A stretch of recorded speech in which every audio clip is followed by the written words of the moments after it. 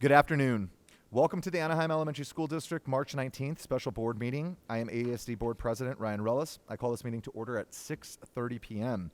This meeting is being conducted in person and by means of live video broadcast on our Anaheim Elementary YouTube channel for members of the public. Para español, puede conectarse por teléfono de la siguiente manera. Llame al 252-621-3874. Cuando se la pida, presione el PIN 295-908-226 pound y la tecla numeral pound. Any member of the public has an opportunity to address the board in person during the agendized public comment session. Let's begin with the roll call. To my far right, I have Trustee Board Member Philbeck. Present. Board Member Juan Alvarez. Present. Board Member Mark Lopez. Present. Board Clerk Dr. Paulo Michalis. Present. I'm Ryan Rellis, your Board President. We have Chantel Moreno, our Executive Assistant to the Superintendent. Good evening. Yesenia Mancha, our Senior Administrative Assistant too. Good evening. In our back, we have Avelina Avelar Roque and Mary Madrigal, our interpreters. We have Janice Cato, our technology support technician. And then in our far back of the room, we have Brian Brooks, our media service.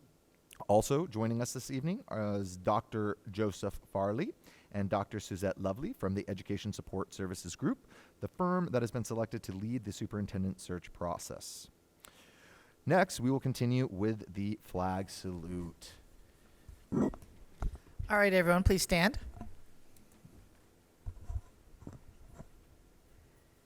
Put your right hand over your heart. Ready?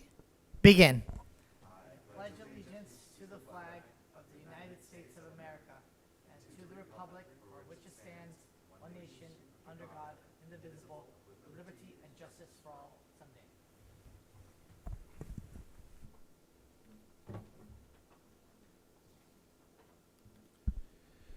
Great. Public speakers for closed session agenda items. Are there any?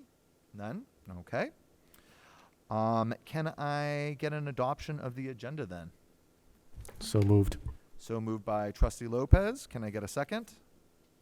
Second, Alvarez. Seconded by Trustee Alvarez. Any discussion? All those in favor say aye. Aye. Aye. Aye. Any opposed? Motion carries 5-0. All right. Now it is special order of business.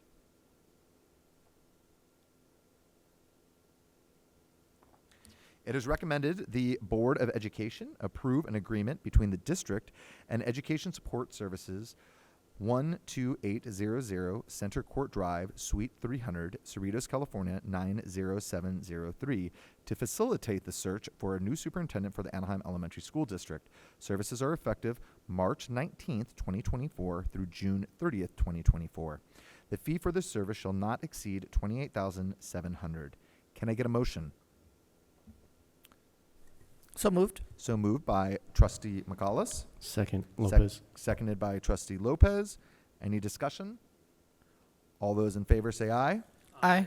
Aye. Any opposed? Motion carries 5-0. All right. B is the board study session, the superintendent search of Dr. Joseph Farley and Dr. Suzette Lovely, Education Support Services. And we are going to go into closed session. So can I get a motion?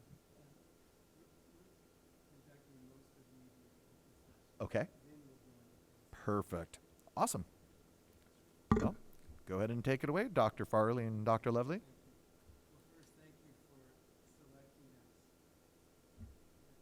Last time. Thank you for selecting us to help you with your search. As I mentioned the last meeting, we were very proud of the work that was done 6 years ago, and so we're glad to be back. What we thought we might start with today is just a discussion and hearing from you about some of what you'd like to see happen in this particular search. What are your thoughts? What are your ideas? What particular approaches would you want to mention? kind of what your dreams are for what we're about to undertake together. So I encourage you to share those ideas and those thoughts with us. No, thank you for that. I appreciate the opportunity. My biggest piece is that it's open to the public, that stakeholders from various community organizations, cities, community leaders, elected officials, our local, our feeder school districts all have, are also interviewed in this process. Okay. This is the most highest position at the Anaheim Elementary School District, and I firmly believe that whoever our next superintendent is should be able to work with various stakeholders and community members. Okay. Thank you. So wide outreach. Okay. In addition to that, just if we could just make sure that we're transparent in everything we're doing as we move forward at every step. So as we discuss, make sure that everyone in the public knows what's happening as best as we can, right? And taking consideration the voices, kind of like Dr. McCallus was alluding to, but also making sure that those voices are also given the outcomes as they arise. So just keeping everybody informed, every stakeholder and be creative about how we inform, right? Like, we're not just going to post something on the website and hope that people get there, but being proactive to letting our public know what we're doing and how we're getting there. Okay. Okay. Along with that, so this is more, you want our suggestions on the process, not necessarily Whatever you want to share with us. whatever we're Processes. looking for specifically in somebody, or no, just the process more? Okay, so Process-wise. along with that, I want it to be really detailed in the descriptions that we're putting out there, because there are some very specific requirements, I think, that we're going to need here. Years of programming that we have built, specifically also, interactions with our parent groups. We have a huge ELOP program, 10,000 students. And I haven't really heard that mentioned, but so I want those specifics to be very evident to applicants, so that we kind of don't waste our time if somebody comes to us that doesn't have experience in some of the very, very strong areas that we Okay. need experience, and that Dr. Downing has facilitated. So I would like Okay. that to be very open and specific, not just broad, y'all come and apply. Hopefully you have experience in these areas, or we are looking for experience in these areas. Yeah, and I think to add to that, to expand that idea, is how we can message the public that it's very clear that we're not looking to overhaul our programming with a new person and get rid of things that are being effective in this district: dual language, music, right, ELOP, you name it, all the things we have in play. We're not looking to find someone to come in and say that's not working and we're getting rid of it. No, we're looking for someone who's a good fit for what's already in place. And Our expand it. our crest, right? Yes. Culturally responsive pedagogy. All these things we have in play need to stay in play. Yeah, and if they don't have any experience with any of these programs, I don't think they would be a great fit. I mean, we are the largest primary school district in the state of California with dual language immersion in all of our sites.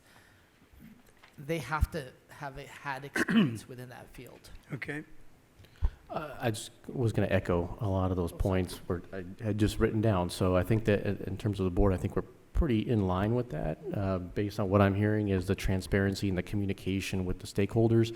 I think the biggest issue with communication is the illusion that it's already happened. So I think just over communicating to the public and our families and our parents who live here in our neighborhoods, and just making sure we get the input from them. But I think it's really important that we have someone who can reinforce those programs that we already have, who has that experience, as was already mentioned, in music, in the culturally responsive pedagogy, and DLI, dual Okay. language, is very important. So thank you. Yeah, and my colleagues have pretty much stated it all, and I think that was honestly one of the big things and one of the major reasons why I personally really liked your search firm last time when we went for Dr. Downing is because of the fact that we did publicize to a lot of people. We did take a lot of input from the community because that was our big driving force then. And we really put that net out there to hear from the various stakeholders. And as a result, we ended up with a superintendent that was fantastic for us. So. Also, too, as we go out to the community, it's really important because this is a lot of our schools, service this entire large area of Anaheim here, but also we need to pay attention and afford the opportunity to our employee groups. Yeah.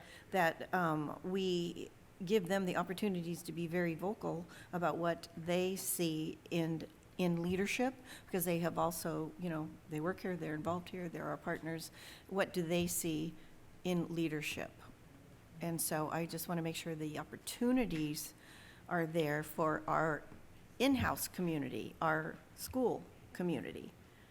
And, the parents and such, I know you're going to do surveys, but the ones that work here every day, our employee groups, Okay. I think have a vital part in saying what they think leadership should be for this district. Okay. Any other comments? I mean, they definitely have to have experience working with different unions. In addition, something that just came up to me is I want a leader that can be quick to act, right? The pandemic that hit us in March 2020 was humongous, and Chris did a fantastic job being quick to act as the leader of this district. If they weren't in leadership within the pandemic, I don't know if we would want that. I'm not too sure what the other board members think about that. But that experience has given us all grit, which only makes us better leaders. So I think that's an important quality, someone who's quick to act and respond to emergency situations. We will meet with each of you individually, so we'll have an opportunity to spend an hour and a half or whatever it takes to hear all of your specific recommendations on the candidate characteristics. But what you just shared, I think would be perfect for us to say to literally every group we meet with, that, with that, all the things that you commented on, we'll have an opportunity with all those groups to teach them that. Even just the common misperception that it's already been decided, someone's already identified that isn't the case. So, and we'll meet with a lot of people individually and in small groups and large groups. So we'll reinforce all those things that you just shared about the way this process is going to be conducted. So that's very, very helpful. Suzette, you want to take the next item? We have an agenda that we prepared for you. It's in front of you. So the timelines, obviously. And when we will be adjourning when we're finished with these general categories, and then we'll be in closed session discussing more particulars about candidates potentially and such. So thank you for that. But that does help, and thank you for sharing your ideas.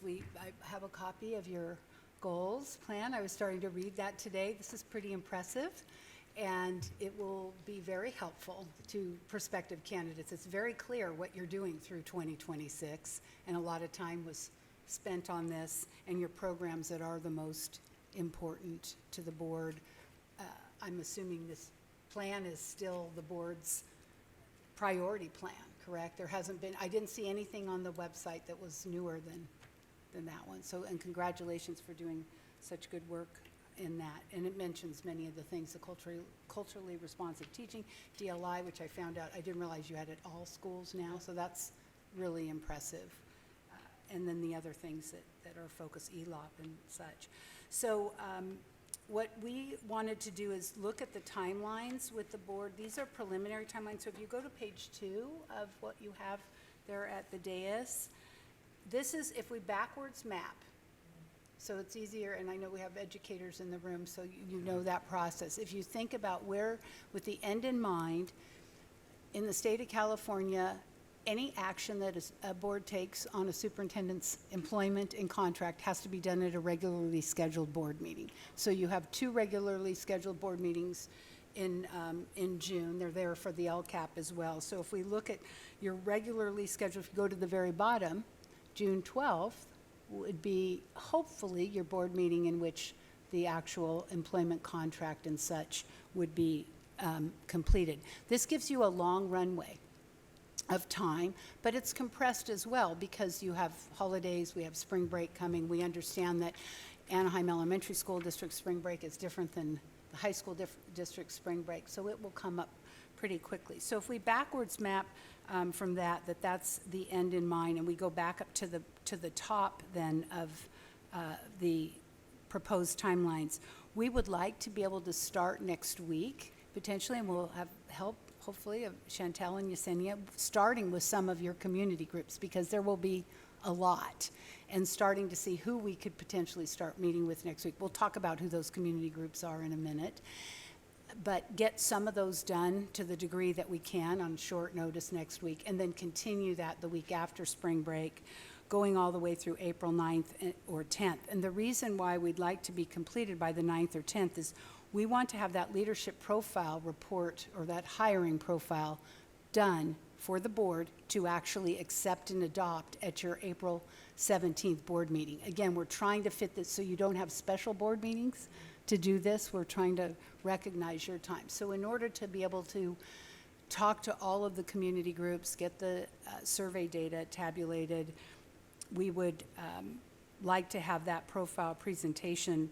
to the board on the 17th. We would give the board a working copy on your Friday, in your Friday packet.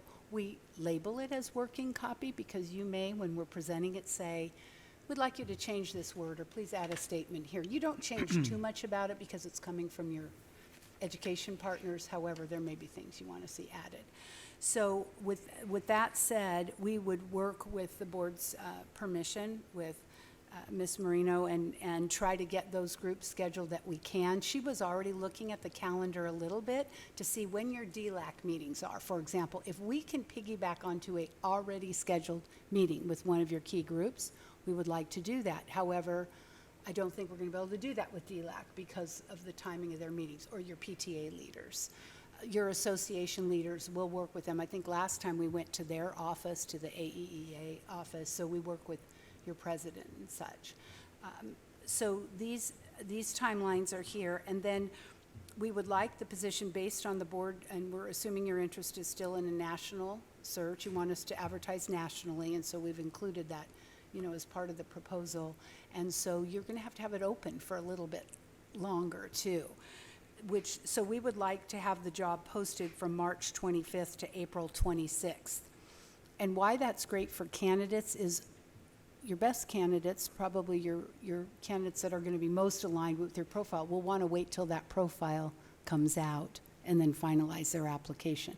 And they'll have some time to potentially do that. It also allows people that are living out of state time to do research on the district and find out about those things. We use EdJoin. I'm assuming, is everybody familiar with EdJoin here? Why we like that portal is a lot of educators are familiar with it. It's a California portal, but it has a national reach. There's people from out of state that put a ping on their phone for EdJoin postings that come up if they want to relocate to California. It also will give the board the opportunity and we'll get to this later, but when you're looking at applications, you'll have, if you don't want hard copies, you'll be able to have access to EdJoin or in a separate folder. So we will post on EdJoin. We post it so it's password protected to just us, and then we would add trustees when it's time for you to do screening. That's our portal that we use. And then we would also post this in AXA, which is our California Association of School Administrators, print ads, and then the National School Superintendent Association. So I'm going to pause there for a minute and see if the board has any questions about those timelines relative to how long the posting would be open, when the leadership profile would be presented to the board, and when we would attempt to finish meetings with your education partners.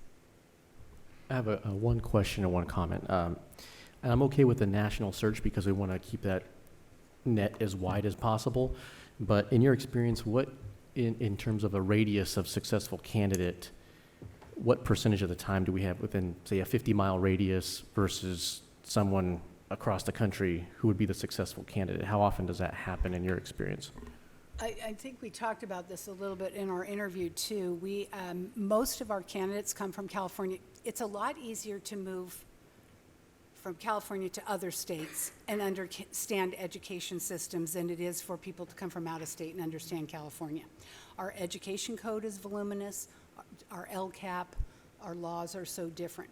So we have fewer candidates coming. They apply, and we'll be bringing the board, hopefully, some good, strong out-of-state candidates. Sometimes they can't compete as well with what they know about our schools in our area, but we have had successful searches. There are several superintendents in California now that came from out of state that are doing really well, that we identified in the process. So it is possible. There's so many factors.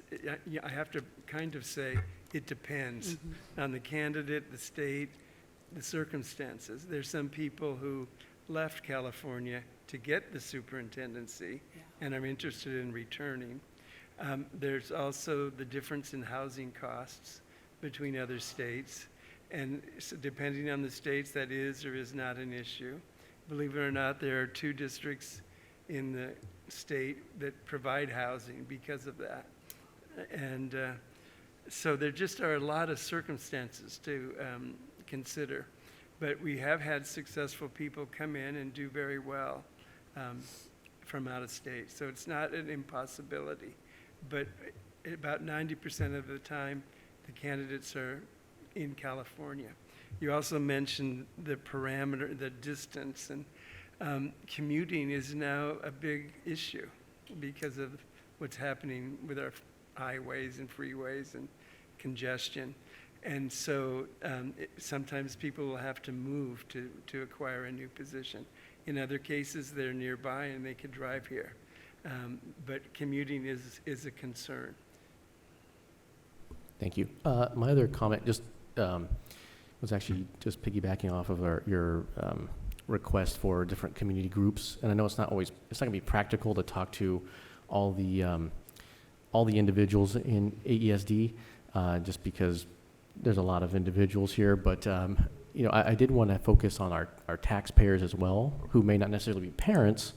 They may have had students in our district that have moved on. They may be retirees, they may be a little older, but when we go to them to ask them to pass a bond for us or their input otherwise, I want to make sure that we can try to reach out to them at least. Maybe the Citizens Oversight Committee would be a good way to connect with them, or at least ask some of our volunteers in that group as well. Thank you.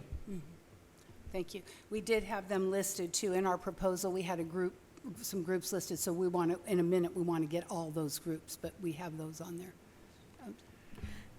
Along with when the applications are available for the board review, I would like to know, I'm not sure if you are going to be recruiting or what that's going to look like, but if you do recruit, if any candidates have come through you or have come through you before for other searches, I would like that information to be known to the board, which candidates those are that have been affiliated with you before or in prior searches, or that you have actively, if you even do, I'm not sure you will, but if you do actively recruit anybody, I would like that information to be known to all of us versus someone coming from completely, on their own.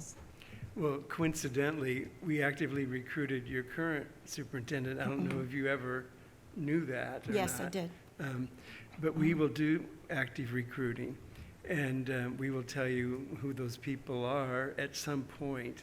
I don't want to have a bias develop about someone that we recruited like we endorsed, because what we say from the beginning is actively recruited people are going to compete equally with anyone who just happened to apply.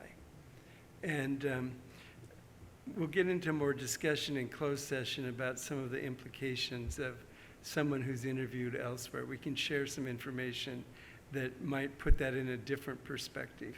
Okay. Would there be a conflict to extend the deadline for applications to May 3rd? I'm just thinking that gives people 2 weeks after we've released a profile to get an application in versus just 1 week.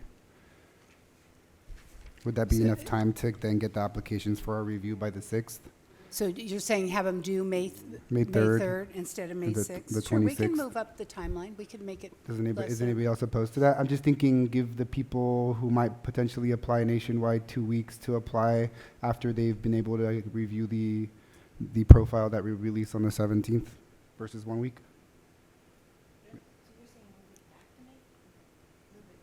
Give them till May 3rd to apply. The original deadline they have here listed, Jackie, is April 26th. So the 3 days would be enough time to, Yes, so we'd have to relook at, then we'd have to push back when they'd be available for the board and then That's what I'm potentially saying, meeting in closed session. would there be a Yep. conflict there? We'll work on that. Like, what's See- the last day you could extend it to, so that gives you sufficient time? I would be okay with that, just kind of extend it a little further. Sure. I'm just thinking a profile gets released on the 17th. I'm a person who never even thought I was going to apply for a job, and I see this, and I'm like, Anaheim Elementary, amazing. And then I have to gather all the documents and letters of rec and all this stuff in 1 week. That's kind of hard, right? So, Sure. We can put that for May 3rd, and then we'll have to relook at our calendars about some of these other dates then, potentially.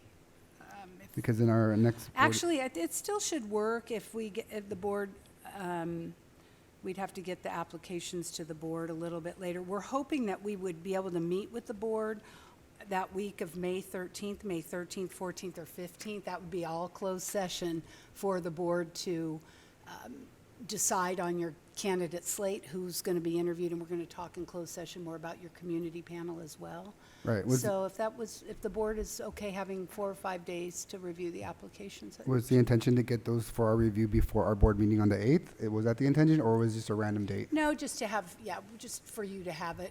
Okay. In enough time to review. Some trustees are okay with just a couple days for review, but it could be 25, 30 applications. You will get everything, so it will be, but we'll talk in closed session how you'll receive the information and how the materials will be tiered based on your leadership profile. Okay, thank you.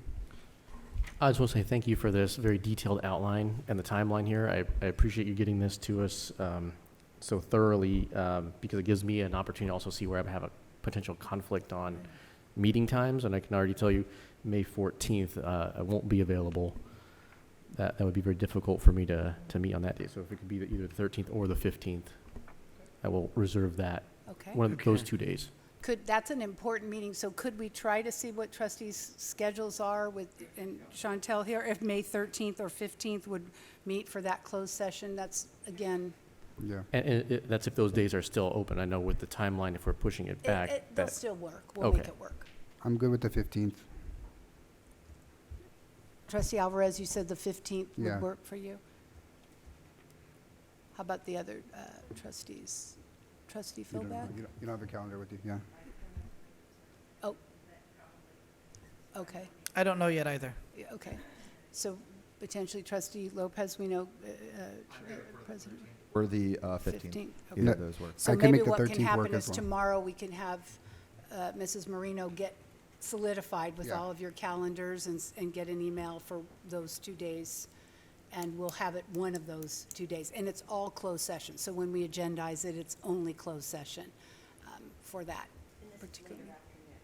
Well, we will We have work to with you decide. whatever time. Yeah. Most likely. It could be late afternoon. We are going to need probably 2 hours in that meeting because you're going to be talking about the materials, you're going to be talking about interview protocols and procedures and questions. What days of the week The 13th is That's a a Monday Monday and a Wednesday. Okay, the only thing I'm worried about are Wednesdays. First 5 meetings or something like that, so, but if it's later afternoon, I'll make it work. And you don't have a board meeting that week. We tried to look at your student calendar and your board calendar as well, so. Okay, so we'll confirm that tomorrow with everyone, but we'll hold those dates as one of the 2 dates for closed session. The other question that we wanted to ask trustees, let me see if there's anything in the timeline. Oh, if you could look at the timeline during this election phase, and I'm trying to remember if, I believe, and maybe one of the other trustees has a better memory, we interviewed on a Saturday and Sunday last time as well. We have done that, but it's the board's preference. For candidates, especially if they're out of state or traveling, it's easier. Saturday is round one interview, and then Sunday is generally those people you want to invite back for a second round.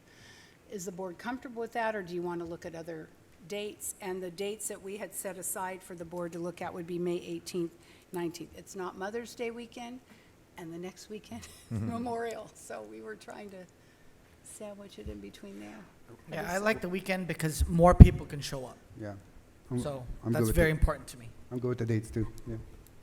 I'm good with the dates as well. Thank you. So we'll, Good. And I don't know if, and please serve me if my memory's wrong, but I don't think that we actually did a round two actually last time. I think it was at We our did. discretion.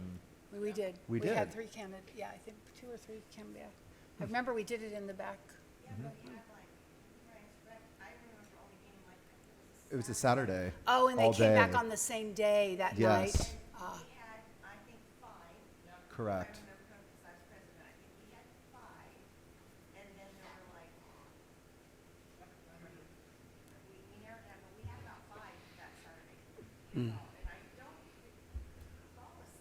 I don't either. I Okay. believe that we basically picked him down from there, and then that following week we went to the location of where validation he was visit. at. Mhm. Yeah.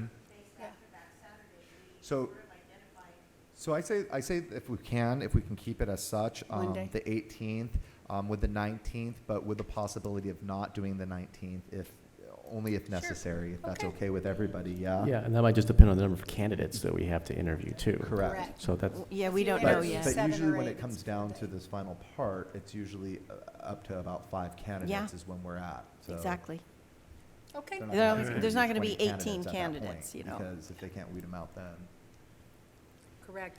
And then, and again, we'll talk more in closed session about this and what it might look like, but you did have, your interest is in a community interview panel, so that would be done potentially the day before, on the 17th, because you would want input from that panel when you're going into your interviews.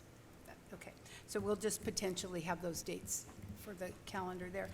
And then these others, I think we could move on from the calendar. So thank you for indulging us. The timelines are always the most difficult, so thank you. We got a lot through that. And then relative to the number 4 on the agenda, the communication protocols, and we really appreciate the ideas, and we will do anything that we can to get the information out to the public. One of the things that we do now is we help work with whomever your person is, if you have a PIO in the district or if it's in the SUP's office, to set up your webpage so that the superintendent search, that it's a predominant place on the webpage and button. So at least people see that right away.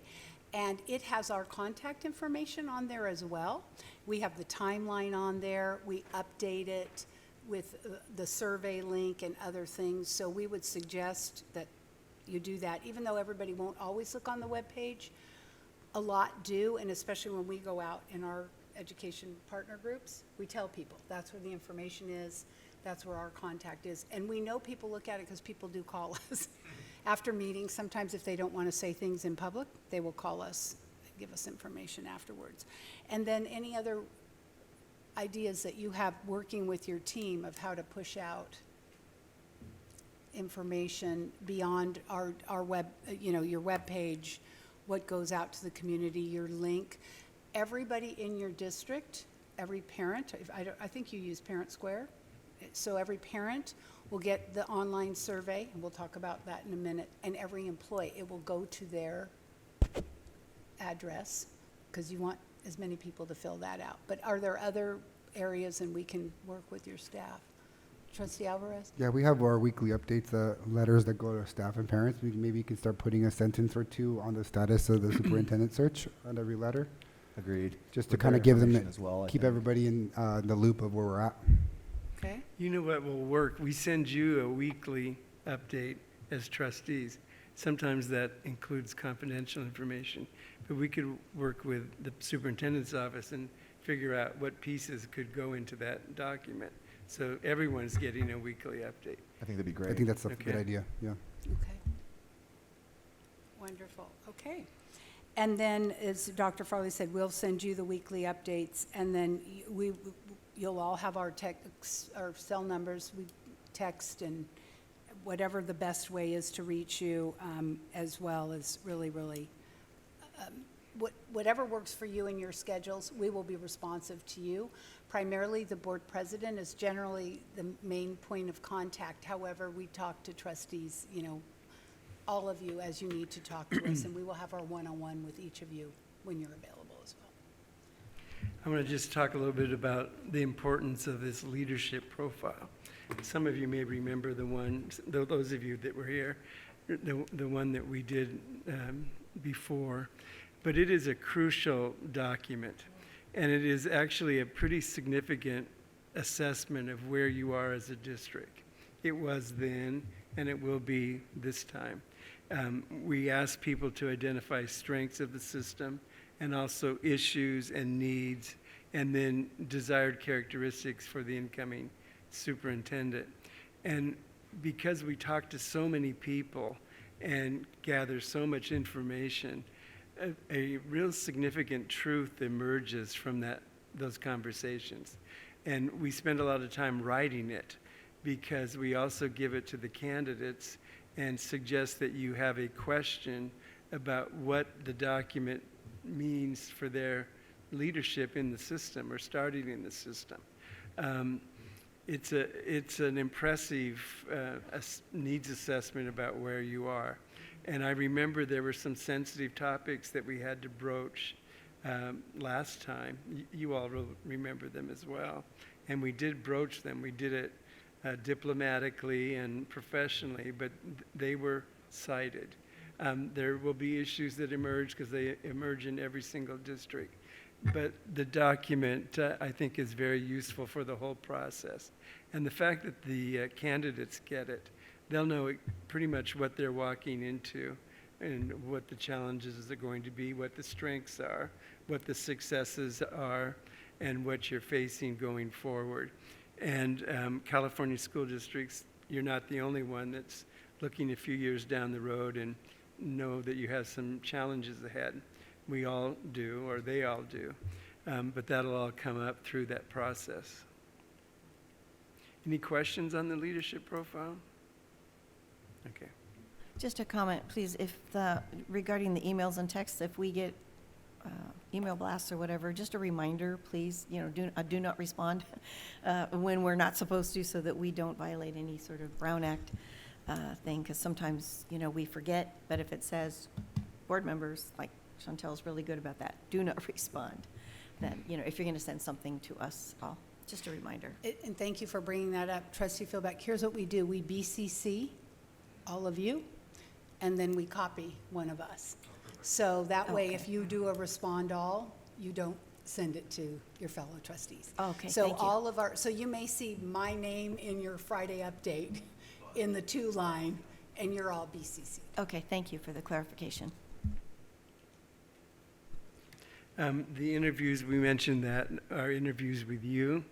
Those are very, very helpful. And we ask you the same questions that we ask all the groups. And that will contribute to the profile. So we'll look forward to those, and they will last as long as you want to talk with us. And it sounds a little funny to say that both of us enjoy the challenge of coming in and doing this kind of assessment, but it's really fascinating how the truth emerges. And there'll be some extreme positions from some folks, but generally there gets to be a consensus about what the real issues are, what the strengths are, what the desired characteristics will be. So we'll look forward to those talks with you. We do them individually. Sometimes people say, well, I'd like to meet with my fellow trustee. That's fine as well. But we'll give you as much time as you need to talk with us. So Suzette, you want to do number 7? Yes, so in our proposal, it was on page 6 of the proposal. I know you probably don't have it with you, but we had listed all of the groups that we could think of from our research that you would most likely want us to meet with. So if with the board's permission, if we can use that list and work with Chantel, and then if there's some that we're missing from that list, I wrote down other taxpayer groups. Sometimes, I know we had your bond, your Measure G&J Bond Oversight Committee on here, but if there's other taxpayer groups, sometimes the city itself might have some others, or if you can think of others as well, or we left off some of your community partners. We know that, Chantel, you've got the list of the most current community partners.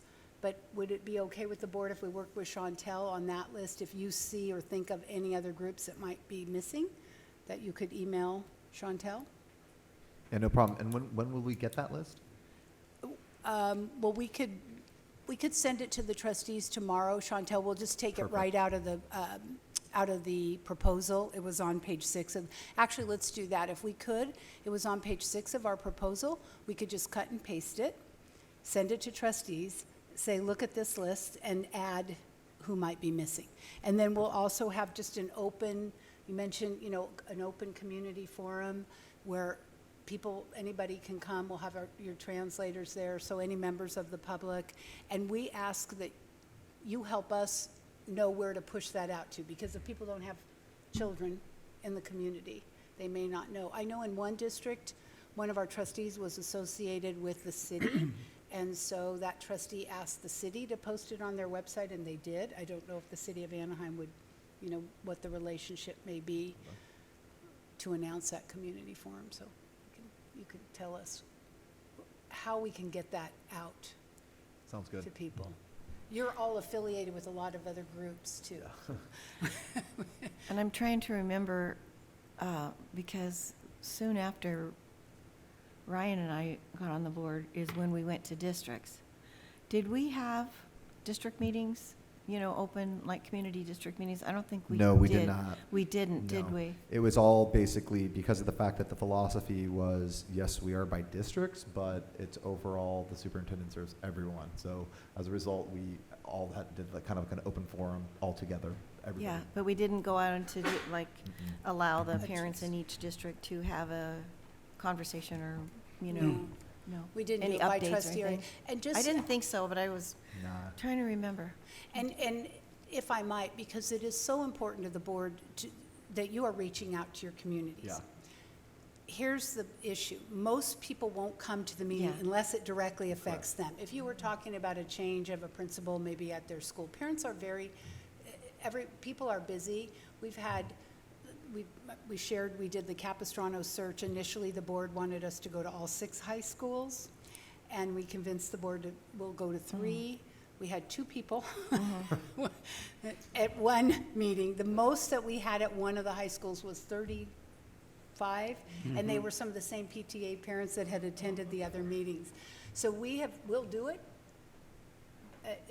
You probably won't get as many people if there's a certain particular group, or if there's a neighborhood, like if it's a big homeowners meeting somewhere, people are coming out for something, but you can think about that, Trustee Philbeck, if there's some specific. I wasn't group that necessarily you're- advocating for it. I was trying to remember if we did it that way, because you're right.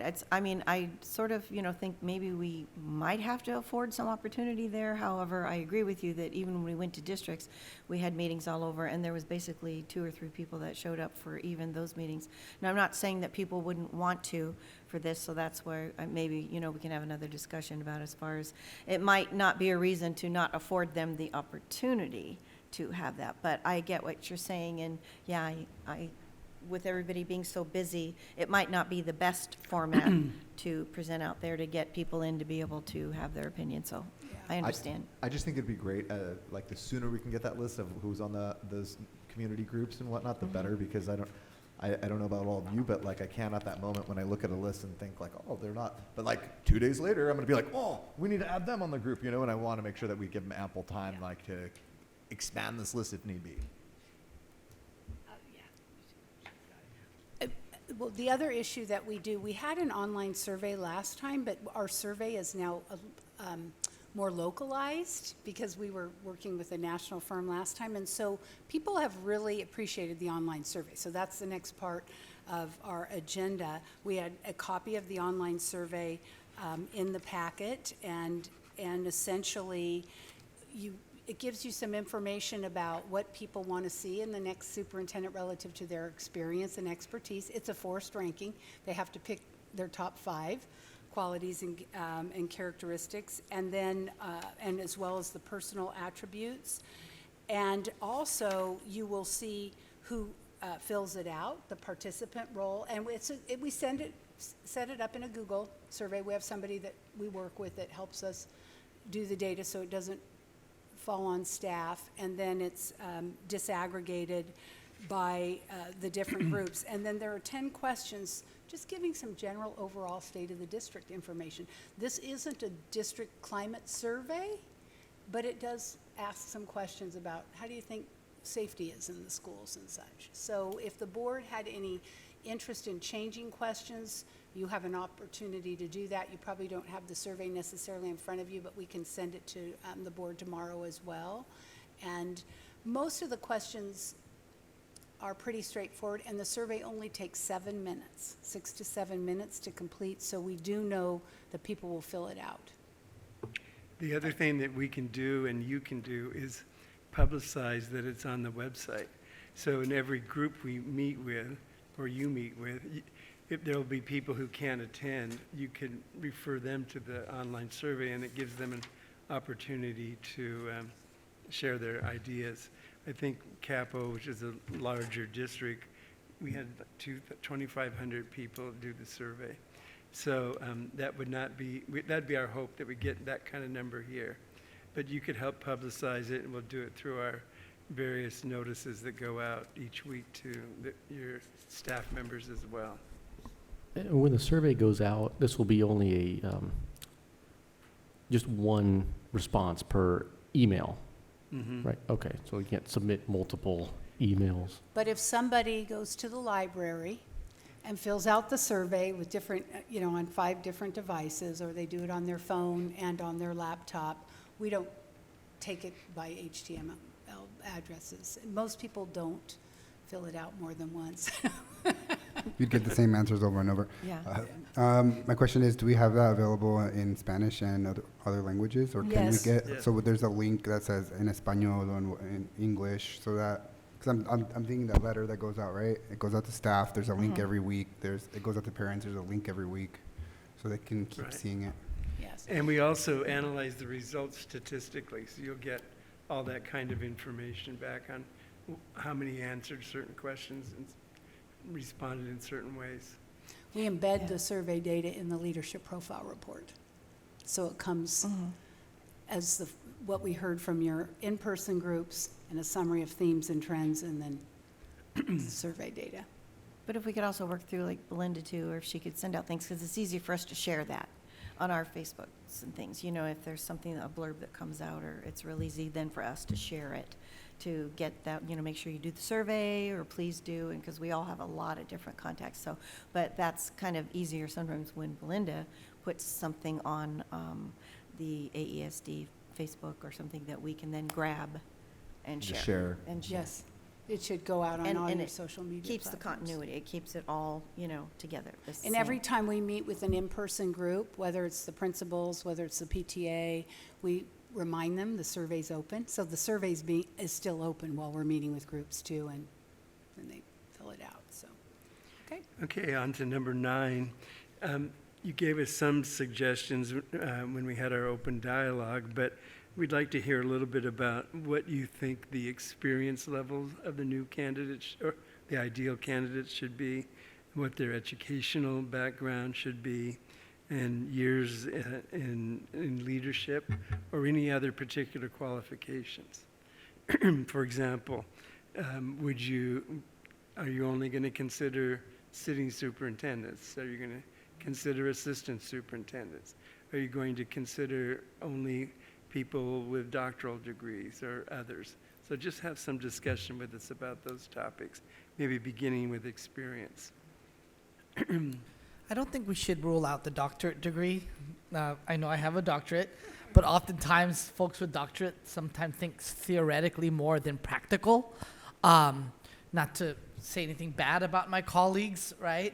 But in terms of leadership, oftentimes I'm for me, as an individual board member, I think what's most important is experience. I'm open to even leadership from principal all the way to assistant superintendent and definitely superintendent. For me, it's more so that we don't have a transactional leader, but we have somebody who's transformative, that has made change in a school site, in a district. So that's really my key thing. So I am personally open to anything from principal to superintendent. Yeah, in terms of experience, I also wanted to point out, since this is desirable, and we're just shooting for the moon here, not necessarily mandatory, but I think classified experience might also be an interesting perspective for a new superintendent to have, because they can he or she would be able to relate to our classified units, having teaching experience, having certificated and management, certificate management, obviously, as well. Thank you. And I would say I'm looking for experience, looking at that very carefully, because also it's got to be, we have to have somebody that it has the capabilities or the skill set to look forward. And what do you do with declining enrollment? That's a big problem we're facing. We got to have somebody with a skill set that can address something like that, or that maybe has had experience in another area of that, because as Dr. Magala said, I think it was we were the largest elementary school district in the state of California. And so it's a big problem for everybody but for us, but not just specifically that. I'm looking for people that, we have a 5-time national award-winning music program. What experience do you have in anything, any programming, the dual language? There's a lot of programming that we have that we're going to need people to have at least some sort of a leadership skill set to be able to manage that. And so I'm not exactly sure what that looks like, but I know I will be looking for it. Okay. And I'll identify it as a skill set or experience that is similar to what they have faced in, something else. Yeah, I agree, and I think we shouldn't quantify experience with amount of years, right? Like, 2 years versus 3 years of experience is not going to make or break somebody. It's the individual's way of attacking an issue and problem solving and working collaboratively to get their district through something. So what I want to see is, how can this person demonstrate that they took a problem and they worked collaboratively to come to a solution and moved their district forward or their organization forward in some way, right? Whether they were a site administrator, a district administrator, or superintendent, kind of irrelevant. It's more about the skill set that they have. Okay. Any other thoughts? But I do want somebody who has had experience at least running a site. So Yeah. site. Yeah, I agree. So site Yes. level, we'll say required Definitely. on that. Yeah. Site level, principal, or could it be assistant principal potentially? Site level experience required? I would say principal. I would Principal. too. Like the Okay. leader of a site at Because some point. whatever we say, then that becomes a screening That's a criteria. threshold, if right? That's a threshold, Yeah. so. Yeah, I would say principal. Principal, and we're going to say required, not preferred. I would say Okay. required. I would say required. I think so, Jackie. So that means that somebody's going to have an administrative credential. You wouldn't take, Okay. sometimes You'd hope there's so. CBOs. So we Yes. need to Yeah. know, is that going to be required or preferred? Yeah, you should have an administrative credential. Yes, You should. definitely. We like the clarity because it helps with screening. Okay, that's helpful. Any other thoughts? I think Are we on B or C, or are we just on the whole The thing? whole thing. The whole whole group. The whole thing, okay, so one thing I'm going to be looking for in other qualifications, and I'm not exactly sure how this can be defined, but I'll just say that I'm going to be looking for this, is some sort of, personality. Because I can tell you that where Dr. Downing has excelled is in his ability to relate to not our employees, our parents, also the community. He's on the Community Foundation, I think, or community's one of those boards. It was asked to be on that. I've seen him in the PTA meetings, always a part of the agenda, relating. So I'm going to be looking for that skill set because it's not just about what you know or what experience you have, it's how have you applied it? What are your relationship skills? So I will be looking for someone, because there's a lot to relate to in this district, and there's a lot of people in different capacities, and somebody has to be able to pull that together, and you know, people want to work with them, so relationship skills. Okay. You know, Trustee Fullback, I agree. Like, I think that that's important, and I think that a lot of that really is truly as a result of Dr. Downing's characteristics and being able to do that is because of what we created in that leadership profile. I remember for us, it was one of the driving force of having somebody out into the community and being engaged and attending meetings and going to our events on a regular basis, and not just, okay, well, I'm done for the day, I gotta go home, you know, because we have a lot of things after school, and we have a lot of events at night and on the weekends, and we get that, you know, people have families and different things, but that was a major driving force for us. It was that we really wanted somebody that was going to have presence.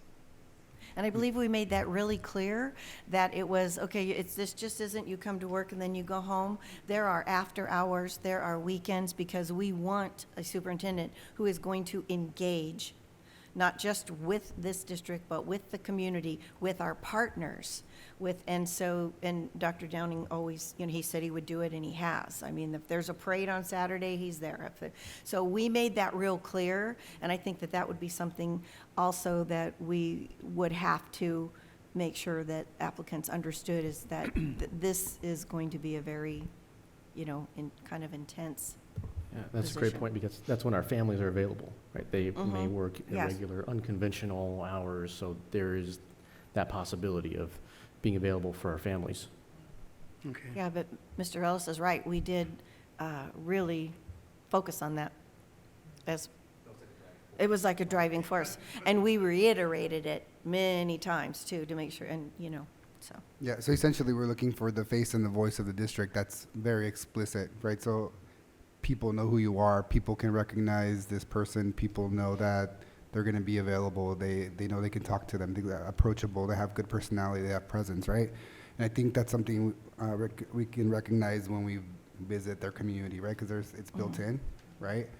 So if you're at their school site they work at, you're like, what about so-and-so? And they're like, who's that? Like, then you know that that's not something that they exude, right? So kind of things like that. But yeah, I like the idea of going into it outwardly, knowing that we need this person to be this is the face of us, right? This is the person that represents us and is given the voice and does it in an eloquent way, in a very professional manner, in a welcoming manner. Representative skills, being an ambassador for this district. There's going to be public speaking. There's going to be media. You're going to be on TV. How comfortable and what experience do you have in the media with that? Because Dr. Downing was constantly having, you know, in big events, having a camera in his face, or speaking at the city council meeting or whatever. So we need somebody who can have the skill set of being a representative and an ambassador for this district, and is comfortable in that role, especially with public speaking. It just illustrates the incredible skill set of a successful superintendent, everything you've said, because those are all the requirements of that job. And it's our collective responsibility, as we're your advisors, to make sure you have that candidate. So that's what we have ahead of us. I think that concludes our open session items. I'll ask one more, because this came up previously in our prior search. We had bilingual preferred on the last requirement, and there was discussion amongst the board, should we make it required or preferred? Does the board have an interest in that, or? I think preferred. Dr. Downing was not He bilingual. but preferred but not knew required. how to work. Dr. Downing did just fine. Yes. Is that? Is Yeah, there I think we consensus? would be limiting too much if we say required. So preferred. Yes. Well, bilingual preferred but not required. Okay.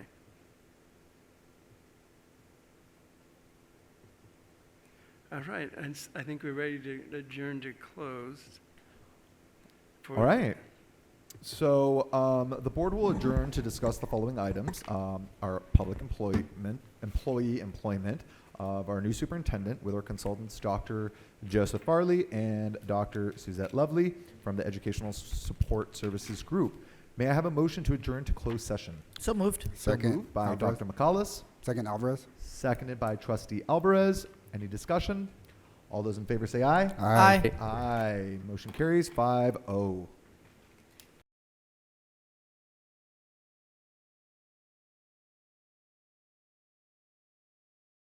Welcome back, everyone.